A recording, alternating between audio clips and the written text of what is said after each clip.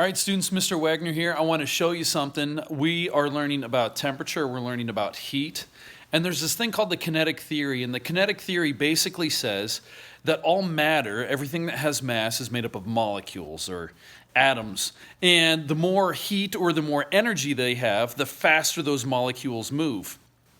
Now, it is a theory, but there's a way that we can explain this, and I can prove to you that the more heat something has, the faster the molecules do move. Let me show this to you, and I think it'll help us understand this a little bit. So right here, I've got two beakers and a nice white background to kind of help us see what's going on. And I've also got a little bit of blue food coloring. So what I'm going to do is I'm going to take off the blue food coloring. You can see one beaker is on the heater and one beaker is not on the heater. And according to the kinetic theory, the one that's got more heat, the molecules should be moving faster. So it's not boiling yet. There's a few bubbles forming, but it's not boiling. This one is just room temperature.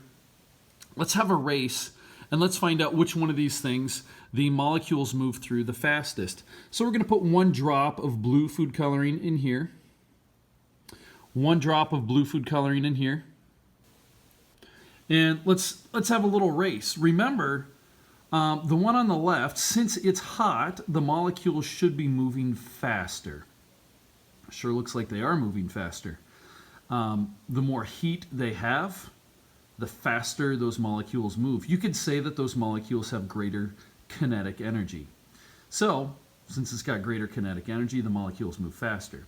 That's pretty neat. Well, watch this. I'm going to take this off.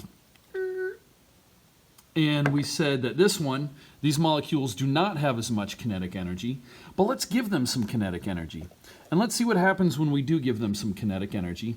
Watch the blue down at the bottom once we start giving this a little bit of kinetic energy. It's going to take a moment, but look, we just added kinetic energy to that blue food coloring, and now the molecules are moving around like crazy. So when you add heat to something, you actually increase the amount of kinetic energy that those molecules have. Anyway, I thought that would be kind of fun for us to see.